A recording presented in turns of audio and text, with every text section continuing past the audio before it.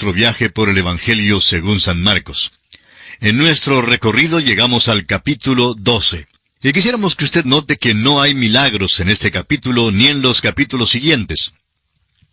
Ya hemos declarado que Marcos es el Evangelio de acción con su mayor énfasis en los milagros. Según esta premisa, parece que la acción se retarda ahora hasta detenerse completamente. Pero en realidad, este es el momento de calma antes de la tempestad. Y todavía nos queda mucha acción por ver.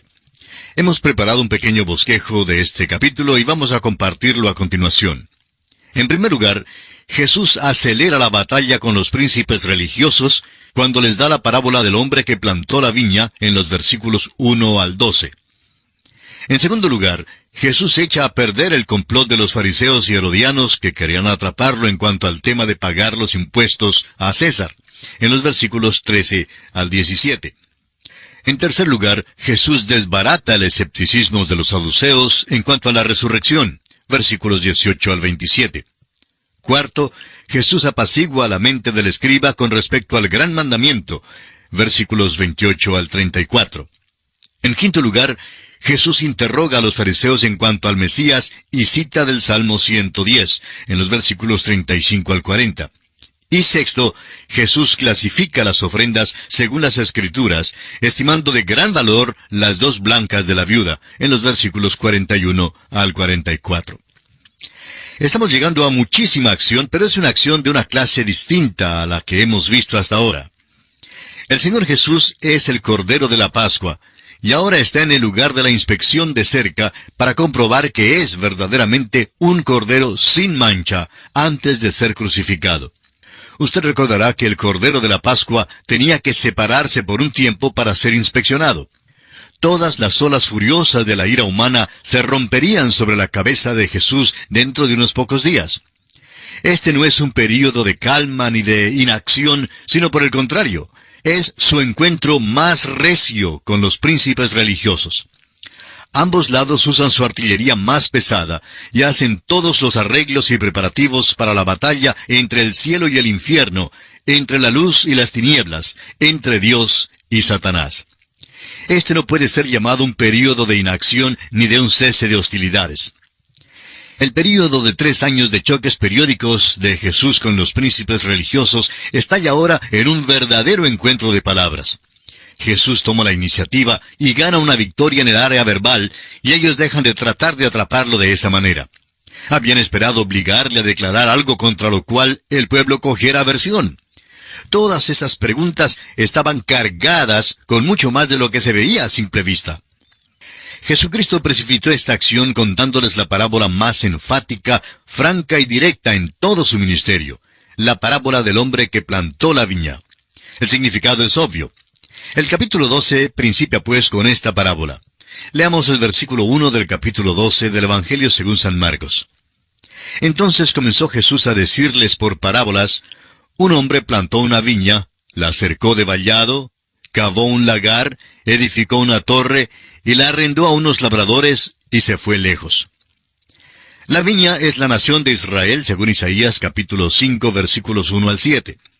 Dios sacó aquella viña de Egipto y la plantó. Dio a los israelitas una religión. Son los únicos en la vida que hayan tenido una religión dada por Dios mismo y que hayan tenido la presencia visible de Dios. Las iglesias de hoy en día nunca han tenido tal cosa. Ahora Jesús sigue hablando a los príncipes religiosos de aquel entonces. Escuche usted lo que les dice en los versículos 2 al 12 de Marcos capítulo 12. Y a su tiempo envió un siervo a los labradores para que recibiese de éstos del fruto de la viña. Mas ellos, tomándole, le golpearon y le enviaron con las manos vacías. Volvió a enviarles otro siervo, pero apedreándole, le hirieron en la cabeza y también le enviaron afrentado. Volvió a enviar otro, y a éste mataron. Y a otros muchos, golpeando a unos y matando a otros. Por último, teniendo aún un hijo suyo, amado, lo envió también a ellos, diciendo: tendrán respeto a mi hijo. Mas aquellos labradores dijeron entre sí: este es el heredero, venid matémosle, y la heredad será nuestra. Y tomándole, le mataron, y le echaron fuera de la viña. ¿Qué pues hará el señor de la viña? vendrá y destruirá a los labradores y dará su viña a otros. Ni aun esta escritura habéis leído: la piedra que desecharon los edificadores ha venido a ser cabeza del ángulo. El Señor ha hecho esto, y es cosa maravillosa a nuestros ojos. Y procuraban prenderle, porque entendían que decía contra ellos aquella parábola, pero temían a la multitud, y dejándole, se fueron. Creemos que es muy obvio lo que Jesús está diciendo en esta parábola. Los siervos que Dios envió eran los profetas. El hombre que plantó la viña es Dios el Padre. La viña es la nación de Israel. Dios había elegido y protegido a esta nación. Los labradores eran los príncipes religiosos. Por fin envió a su Hijo, y ese, por supuesto, es el Señor Jesús, el Hijo amado del Padre. En una manera especial, Jesús vino a la nación de Israel primero. Él dice en Mateo 15:24, «No soy enviado sino a las ovejas perdidas de la casa de Israel». Pero según Juan 3:16, también vino a todo el mundo. Pero aquí nuestro Señor lanza un ataque premeditado y directo contra los príncipes religiosos que aquí se paraban delante de Él. Ya habían maquinado su muerte, y así también Él reveló sus planes. Y según Juan 2:25 dice, «Pues Él sabía lo que había en el hombre». Anunció a los príncipes religiosos lo que ellos mismos iban a hacer. Profetizó cada paso que ellos dieron y anticipó cada uno de sus movimientos. Les acusa de asesinato antes de que lo maten. Este, amigo oyente, es un incidente extraordinario porque profetiza también el juicio sobre Jerusalén, su templo y sus príncipes religiosos. Podemos ver en la historia cómo se cumplió todo esto en el año 70 después de Cristo, cuando Tito destruyó aquella ciudad y les llevó al cautiverio. Podemos ir para mirar el Coliseo en Roma. Fue el trabajo de los esclavos judíos que lo construyó. Ahora vamos a notar aquí algo maravilloso. Jesús añade las palabras, «La piedra que desecharon los edificadores ha venido a ser cabeza del ángulo». Esta es como dos parábolas en una, de la viña y de la piedra. Cristo era una piedra de tropiezo y una roca de ofensa para los príncipes religiosos. Pero muchos se volvieron a Él, y así Él llegó a ser la cabeza del ángulo. Esto al fin será cumplido en el futuro cuando Él venga de nuevo a la tierra. La manera como será cumplida esta profecía se describe en Zacarías 4:7, donde dice, «¿Quién eres tú, oh gran monte? Delante de Zorobabel serás reducido a llanura. Él sacará la primera piedra con aclamaciones de gracia, gracia a ella». Los príncipes religiosos hubieran prendido a Jesús allí mismo y lo habrían ejecutado si no fuera porque le tenían miedo a la gente. Pero ahora notamos que esta parábola en cuanto a la viña estalló en una guerra de palabras y así le envían más delegaciones. Leamos los versículos 13 hasta el 15 de este capítulo 12 de Marcos. «Y le enviaron algunos de los fariseos y de los herodianos para que le sorprendiesen en alguna palabra. Viniendo ellos le dijeron, «Maestro, sabemos que eres hombre veraz y que no te cuidas de nadie, porque no miras la apariencia de los hombres, sino que con verdad enseñas el camino de Dios. ¿Es lícito dar tributo a César o no? ¿Daremos o no daremos?» Mas él, percibiendo la hipocresía de ellos, les dijo, «¿Por qué me tentáis? Traedme la moneda para que la vea». Su pregunta es una obra maestra. Le lisonjearon, pero él los llamó hipócritas. Él no aceptó su lisonja. A propósito, Cristo sí aceptó lo que Nicodemo le había dicho. En cambio, estos sí que eran hipócritas. Ahora, ¿por qué les pidió el dinero? Va a usar la moneda de ellos, es verdad, pero creemos que la pide simplemente porque él mismo no tenía dinero. Figúrese usted, el Señor de la Gloria está en este mundo y no tenía ni 10 centavos en el bolsillo, amigo oyente. ¿Puede imaginarse usted eso? ¡Cuán maravilloso era Él! No tenía ni una moneda, ni tampoco tenía un puñado de tarjetas de crédito en su bolsillo. Simplemente, pues, les pide una moneda y ellos se la dan. Leamos los versículos 16 y 17 de Marcos capítulo 12. Ellos se la trajeron y les dijo, «¿De quién es esta imagen y la inscripción?» Ellos le dijeron, «De César». Respondiendo Jesús les dijo, «Dad a César lo que es de César, y a Dios lo que es de Dios». Y se maravillaron de él. Le dieron una moneda y él les hizo una pregunta. Es que si él les hubiera contestado simplemente afirmando que debían pagarle tributo a César, entonces eso significaría que Jesús colocaba al César delante de Moisés y delante del Mesías. Y si por otra parte él hubiera dicho que no necesitaban pagar tributo, habría sido declarado culpable de insurrección contra el César. Ellos creían que le habían atrapado, pero él no había caído en su lazo en ninguna manera. Tuvieron que maravillarse de su respuesta. Y a propósito, su contestación revela que un hijo de Dios tiene una obligación doble, y el hecho es que quizás aún más que doble. En cierta ocasión, un pastor visitaba a un miembro de su congregación, y éste le contó que su padre estaba en el hospital y que su madre estaba enferma, pero que tenía cierto dinero separado para donarlo a la iglesia. Al proseguir con su relato, dijo que sus padres estaban sufriendo en condiciones realmente lamentables, que tendrían que aceptar la caridad pública si él no les ayudaba. Su pastor le dijo entonces que él tenía una obligación de primer orden para con sus padres. Así lo dice el apóstol Pablo en su primera carta a Timoteo, capítulo 5, versículo 8, donde dice, «Porque si alguno no provee para los suyos, y mayormente para los de su casa, ha negado la fe y es peor que un incrédulo». Hoy en día tenemos unas ideas y nociones que creemos piadosas, pero que en realidad son muy extrañas. Sí, es verdad que tenemos una obligación para con nuestro gobierno. Cuando vemos nuestra hoja de impuestos sobre la renta, quizá pensemos que tenemos una obligación que es demasiado grande. Pero la verdad es que tenemos una obligación muy definida para con nuestro gobierno y tenemos que pagar los impuestos. También tengo una obligación para con mis seres queridos. Tengo una obligación para con la iglesia. Y tengo una obligación para con usted, amigo oyente, en este día, y es la de darle la palabra de Dios. Todos tenemos nuestras obligaciones, y eso es lo que dice nuestro Señor. Claro que tienen una obligación para con el César, y hay que cumplirla, pero eso no le exonera de su obligación con Dios. ¿Qué incidente más maravilloso es este? En realidad, él toma este incidente y lo transforma en una parábola. Leamos la última parte del versículo 15 de Marcos capítulo 12. Traedme la moneda para que la vea. Con aquella moneda, Cristo ilustró una gran verdad. La moneda tiene tanto una obligación terrenal o física como una celestial o espiritual. Los ciudadanos del cielo pagan impuestos aquí en la tierra. Los peregrinos acá deben depositar sus riquezas eternas en el cielo. De modo que usted puede ver cómo él hizo callar a estos herodianos que querían mantener en el trono a la casa de Herodes. Y pasamos así al siguiente aspecto en consideración en este capítulo 12 del Evangelio según San Marcos. Leamos los versículos 18 y 19. Entonces vinieron a él los saduceos, que dicen que no hay resurrección, y le preguntaron diciendo, «Maestro, Moisés nos escribió que si el hermano de alguno muriere y dejare esposa, pero no dejare hijos, que su hermano se case con ella y levante descendencia a su hermano». Usted recordará que los saduceos eran los liberales de aquel entonces. Negaban todo lo sobrenatural. Y a propósito, lo que declararon a Jesús era correcto.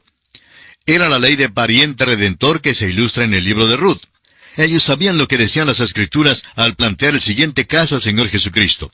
Leamos los versículos 20 al 22. Hubo 7 hermanos. El primero tomó esposa y murió sin dejar descendencia. Y el segundo se casó con ella y murió, y tampoco dejó descendencia. Y el tercero de la misma manera. Y así los 7, y no dejaron descendencia. Y después de todos, murió también la mujer. Esta es una ilustración ridícula, ¿no le parece? Bueno, podría ser duplicada hoy en Hollywood, o quizá en nuestra sociedad contemporánea, pero no deja de ser ridícula. La pregunta de estos saduceos es entonces, en los versículos 23 y 24, en la resurrección, pues, cuando resuciten, ¿de cuál de ellos será ella mujer, ya que los 7 la tuvieron por mujer? Entonces, respondiendo Jesús les dijo, ¿no erráis por esto, porque ignoráis las Escrituras y el poder de Dios? Diríamos que esta es la dificultad hoy en día con aquellos que critican tanto a las Sagradas Escrituras. Notamos ahora mismo que hay un plan para rebajar el gran aumento de nacimientos, y hay quienes dicen que esto es contrario a la Biblia. Es verdad que Dios le dijo a Adán y a Eva, fructificad y multiplicaos. Dios le dijo esto a Adán y a Eva, pero no lo dijo a los Adanes del día de hoy. Él no estaba hablándole a esta generación presente. Si usted, amigo oyente, fuera el único hombre en la tierra hoy en día, y usted y su esposa la única pareja, me imagino que esto sería lo que Dios también les diría a ustedes dos. Dios lo repitió una vez más a Noé cuando él estaba solo con su familia y no había otros en la tierra. Pero Él no lo repite a nosotros hoy. Esto ni aún es declarado a los creyentes en Cristo para que lo cumplan. Muestra una ignorancia de la Biblia y sin embargo, hoy hay tantas personas que pretenden hablar en cuanto a la Biblia sin conocerla realmente. El Señor Jesucristo les dijo pues a los saduceos que eran ignorantes de dos cosas. En primer lugar, de las Escrituras. No conocían las Escrituras. Y en segundo lugar, no conocían el poder de Dios. El Señor Jesús les explica en el versículo 25 de Marcos 12, porque cuando resuciten de los muertos, ni se casarán, ni se darán en casamiento, sino serán como los ángeles que están en los cielos. Esto no significa que un hombre y una mujer que estaban juntos aquí no puedan estar juntos en el cielo. No estarán juntos como esposo y esposa. No estarán estableciendo un hogar allí, ni estarán criando niños. Eso es lo que les dice aquí. Ahora los versículos 26 y 27 dan más claridad a este asunto. Leamos. Pero respecto a que los muertos resucitan, ¿no habéis leído en el libro de Moisés cómo le habló Dios en la zarza diciendo, yo soy el Dios de Abraham, el Dios de Isaac y el Dios de Jacob? Dios no es Dios de muertos, sino Dios de vivos. Así que vosotros mucho erráis. No conocen el poder de Dios. Moisés no está muerto. Abraham no está muerto. Isaac no está muerto. Sus cuerpos están enterrados allí en Hebrón, pero no están muertos. Se han ido para estar con Él. Y allí es donde están los creyentes en Cristo hoy en día, los que mueren en el Señor confiando en Él. Él es devastador en sus respuestas a los príncipes religiosos. Ahora vemos que otro hombre viene al Señor, después de haber escuchado él la discusión de Jesús con los saduceos. Leemos ahora los versículos 28 y 29. Acercándose uno de los escribas, que los había oído disputar, y sabía que les había respondido bien, le preguntó, ¿cuál es el primer mandamiento de todos? Jesús le respondió, el primer mandamiento de todos es, Oye Israel, el Señor nuestro Dios, el Señor uno es. Esta es una cita de Deuteronomio capítulo 6 versículos 4 y 5. No es uno de los 10 mandamientos, sino la declaración doctrinal más grande en todo el Antiguo Testamento. Literalmente este pasaje debe leerse, Jehová nuestro Elohim, en plural, es uno.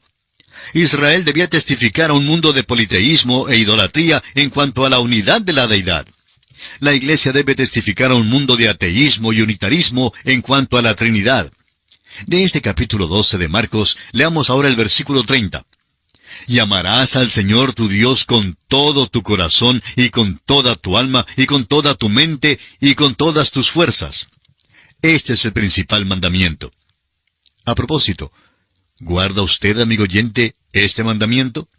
Si usted dice que no necesita a Cristo como su Salvador, pero que obedece a Dios y sus mandamientos, entonces queremos preguntarle, ¿ama usted a Dios con todo su corazón, con toda su alma y con toda su mente? Si no le ama así, entonces está usted violando su principal mandamiento y tiene necesidad de un Salvador. Yo sé que en cuanto a mí, necesito un Salvador. Yo solo no puedo satisfacer las normas de Dios. Ojalá que las pudiera satisfacer. Es verdad que yo amo a Dios, pero no como debo amarle. Ahora veamos el versículo 31 de Marcos 12. Y el segundo es semejante. Amarás a tu prójimo como a ti mismo. No hay otro mandamiento mayor que estos. Ahora, si a usted le es posible con sus propios recursos satisfacer esta norma, quizá pueda pedir entonces la salvación a base de sus propios méritos. Pero mientras usted no pueda satisfacer las normas de Dios y hacerlo en forma total, usted necesita un mediador entre usted y Dios, o sea, un Salvador. Los versículos 32 al 34 de Marcos 12 nos dicen, Entonces el escriba le dijo, Bien, maestro, verdad has dicho que uno es Dios, y no hay otro fuera de él. Y el amarle con todo el corazón, con todo el entendimiento, con toda el alma y con todas las fuerzas, y amar al prójimo como a uno mismo, es más que todos los holocaustos y sacrificios. Jesús entonces, viendo que había respondido sabiamente, le dijo, «No estás lejos del reino de Dios». Y ya ninguno osaba preguntarle. Lo que dijo el escriba es ciertamente verdad. El amar a Dios y el amar a nuestro prójimo es mucho más importante que todas las ofrendas y sacrificios. Amigo oyente, permítanos decirle de nuevo que si usted no ama a Dios con todo el corazón, con toda el alma, con toda su mente y con todas sus fuerzas, y si no ama al prójimo tal como se ama a usted mismo, entonces usted necesita desesperadamente un Salvador. Acuda ahora mismo a Cristo Jesús. Y con ese incidente concluyó el período de preguntas. Preguntas que en realidad no buscaban respuestas, sino que buscaban más bien algún punto débil de Jesús para poder atraparle. Pero sus enemigos no pudieron lograrlo. Ahora Jesús va a hacer algunas preguntas a los príncipes religiosos. Leamos los versículos 35 al 37 de este capítulo 12 de Marcos. Enseñando Jesús en el templo decía, «¿Cómo dicen los escribas que el Cristo es hijo de David? Porque el mismo David dijo por el Espíritu Santo, dijo el Señor a mi Señor, siéntate a mi diestra hasta que ponga tus enemigos por estrado de tus pies. David mismo le llama Señor. ¿Cómo pues es su hijo? Y gran multitud del pueblo le oía de buena gana». Aquí mismo Jesús está enseñando en cuanto a su propio nacimiento virginal. El Hijo siempre es inferior al Padre. Vivimos en un día cuando la evolución dice que el Hijo es superior al Padre. Esto no es verdad. Ahora, si el Hijo es inferior al Padre, ¿cómo es posible que David en el Salmo 100 habla en cuanto a su futuro descendiente, llamando a su propio tatara-tatara-bisnieto su Señor? Bueno, la única manera en que puede llamarlo su Señor, amigo oyente, es porque Él es en verdad el Señor. La única manera en que puede ser el Señor no es sólo por ser el Hijo de David, sino por ser nacido de una virgen y concebido del Espíritu Santo para ser así el Hijo de Dios. Este es un gran pensamiento que nuestro Señor enseña aquí. Note usted también que Jesús aquí definitivamente atribuye el Salmo 110 a David. Dice que David escribió este salmo por medio del Espíritu Santo. Y Jesús dice que este salmo habla en cuanto a Él, el Mesías. Ahora los versículos 38 al 40 de Marcos 12 dicen, «Y les decía en su doctrina, guardaos de los escribas, que gustan de andar con largas ropas y aman las salutaciones en las plazas y las primeras sillas en las sinagogas y los primeros asientos en las cenas, que devoran las casas de las viudas y por pretexto hacen largas oraciones.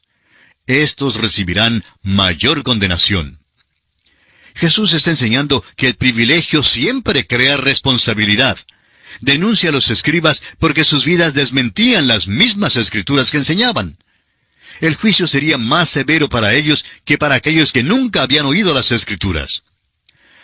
Y aquí nos detenemos por esta ocasión, amigo oyente, y concluiremos nuestro estudio del capítulo 12 de San Marcos, Dios mediante, en nuestro próximo programa. Que Dios le bendiga, es nuestra ferviente oración.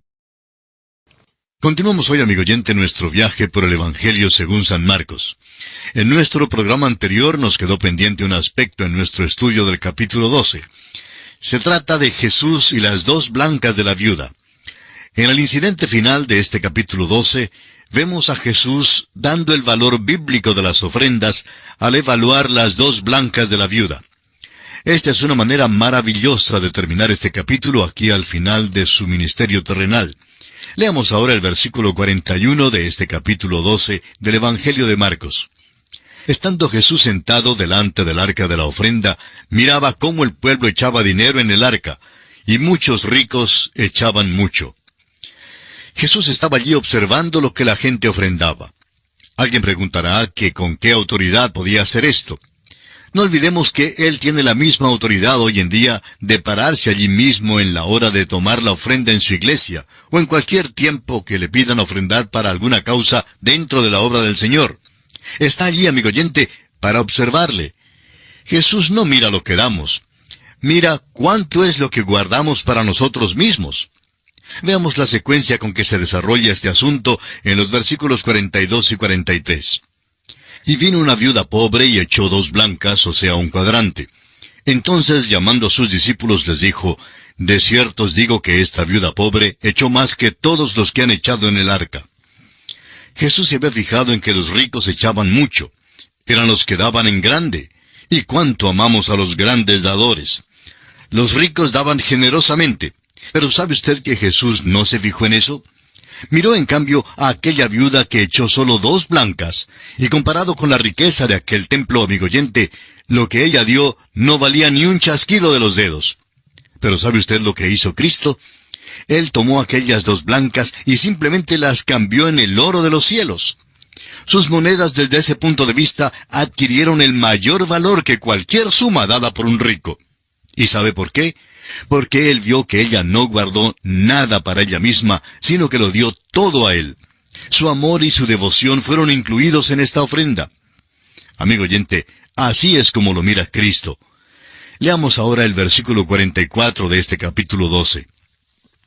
Porque todos han echado de lo que les sobra, pero ésta, de su pobreza, echó todo lo que tenía, todo su sustento. Osamos preguntarnos a veces si es que debemos dar el diezmo a Dios.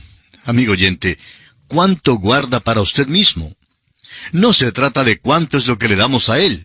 Dios no exige que demos cierta suma ni cierto porcentaje. La pregunta es, ¿cuánto le amamos? Hay quienes deben dar un 50% o más de lo que ganan. El Señor es quien mira cómo es que damos. No se fija en la cantidad que ofrendamos. La viuda no dio nada de gran valor, amigo oyente. Dudamos que el tesorero le hiciera mucho caso. Pero el Señor toma las 2 blancas de la viuda y las cambia en el oro del cielo.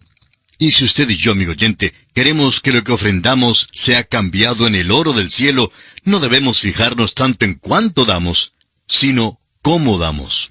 Con amor, con dedicación y con mucha gratitud. Y así concluye nuestro estudio del capítulo 12 del Evangelio según San Marcos.